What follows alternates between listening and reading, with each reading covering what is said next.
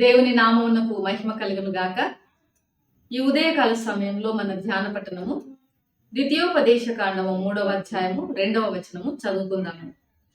యెహోవా నాతో ఇట్లనెను, అతనికి భయపడకు, అతనిని అతని సమస్త జనమును అతని దేశమును నీ చేతికి అప్పగించి ఉన్నాను. హెష్బోనులో నివసించిన అమోరీల రాజైన సీహోనుకు చేసినట్లు ఇతనికిని చేయవలెనని చెప్పెను. ఇక్కడ మోషే ఇశ్రాయేలు ప్రజలతో మాట్లాడుచున్నాడు.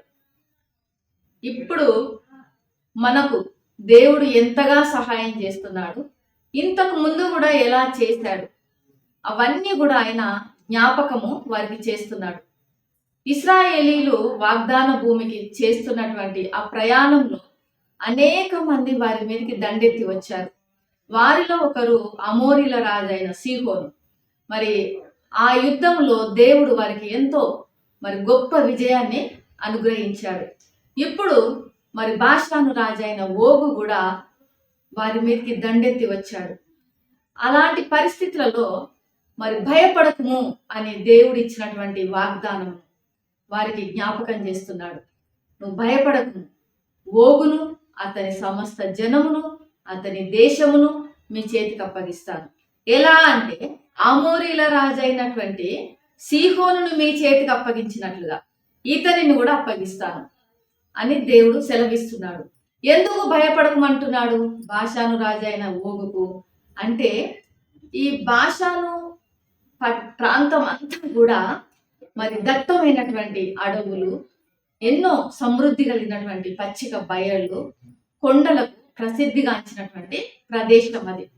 ఈ బాషానులో అనేకమైనటువంటి గొప్ప గొప్ప ప్రాకారాలు, గౌనులు, గడియలు, అలానే ఎంతో దుర్గములు కలిగినటువంటి ప్రాంతంగా ఉన్నాయి. అనేక పురములు కూడా ఆ రీతిగా ప్రాకారములతో వాళ్ళు నిర్మించుకొని ఉన్నారు. అనేకమైన దుర్గములు ఉన్నవి. అంటే శత్రువు అసలు వాటిని టచ్ కూడా చేయలేడు, ప్రవేశించలేడు. ఆ విధంగా వాళ్ళు ఎంతో బలమైనటువంటి ప్రాకారాలను కట్టుకొని ఉన్నారు. వారిని జయించటం, వారితో యుద్ధం చేయటం ఎంతో భయానకమైన పరిస్థితిగా ఇశ్రాయేలీలు భయపడి ఉంటారు. అందుకే దేవుడు మొదటగా మీరు వారికి భయపడకండి అంటున్నాడు.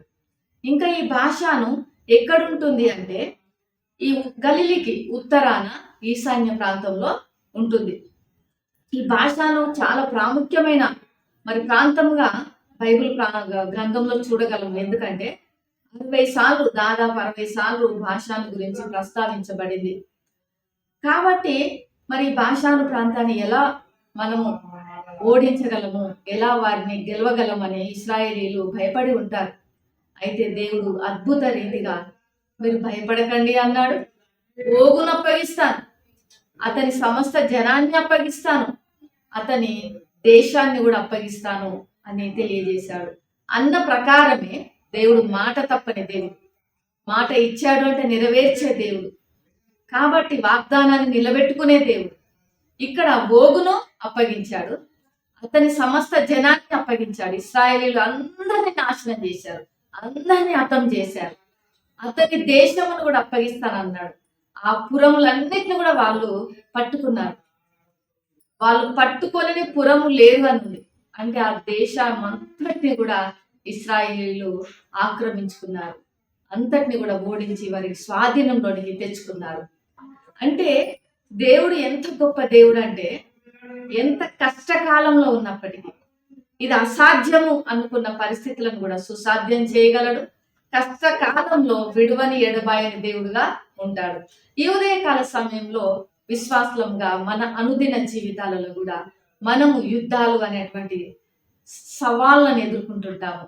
అది అనారోగ్యమే కావచ్చు, ఆర్థిక పరిస్థితులే కావచ్చు, అప్పులే కావచ్చు, వర్క్ ప్లేస్లో ఛాలెంజెసే కావచ్చు, కుటుంబ సమస్యలే కావచ్చు. ఎలాంటి సమస్య అయినా కూడా దేవుడు మనల్ని దానిపైన విజయాన్ని ఇవ్వడానికి సహాయం చేస్తాడు. ఏ సమస్య గుండా మీరు వెళుతున్నప్పటికీ, ఏ సవాళ్ళు మీరు ఎదుర్కొంటున్నప్పటికీ మిమ్మల్ని దేవుడు ఒంటరిగా విడువడు. ఇశ్రాయేలీల పక్షాన్ని నిలబడిన దేవుడు, ఇశ్రాయేలీల పక్షాన యుద్ధం చేసిన దేవుడు, ఇశ్రాయేలీలకు భయపడకమని తెలియజేసిన దేవుడు ఈ ఉదయకాల సమయంలో మనందరితో మాట్లాడుతున్నాడు. మీరు భయపడకండి, మీకు నేను తోడుగా ఉంటాను. మీకు అద్భుత రీతిగా మీకు విడుదలనిస్తాను, సమస్య పైన విజయాన్ని ఇస్తానని తెలియజేస్తున్నాడు. కాబట్టి ఈ ఉదయకాల సమయంలో మీ యొక్క సమస్య ఏదైనప్పటికీ, మీ సవాలు ఏదైనప్పటికీ ఆయనకు అప్పగించుదాము. భయపడకుండా ఆయన యొక్క రెక్కల చాటున మనం ఆశ్రయం పొందుదాము. మనకు ఆయన విజయమును విడుదలను అనుగ్రహిస్తాడు. ఇట్టి మాటలు దేవుడు దీవించును గాక. ప్రేమ నమ్మకం కలిగిన పరలోకపు తండ్రి పరిశుద్ధుడానికి వందనాలు చెల్లిస్తున్నాము. ఈ ఉదయకాల సమయంలో ప్రభువా మా అందరితో మీరు మాట్లాడినందుకు వందనాలు. ఈ వీడియో వీక్షిస్తున్నటువంటి ప్రతి బిడ్డ కొరకు ప్రార్థిస్తున్నాను. వారి యొక్క జీవితాలలో ఎలాంటి సమస్య కానీ సవాళ్ళు కానీ ఎదుర్కొంటున్నట్లయితే తండ్రి మీరు వారికి అద్భుతంగా విజయాన్ని అనుగ్రహించండి, విడుదలను దయచేయండి. వారికి మీరు తోడుగా ఉండి వారిని ధైర్యపరిచి బలపరిచి ముందుకు నడిపించమని యేసు నామములో ప్రార్థిస్తున్నాము తండ్రి. ఆమేన్. దేవుడు మిమ్మల్ని దీవించును గాక.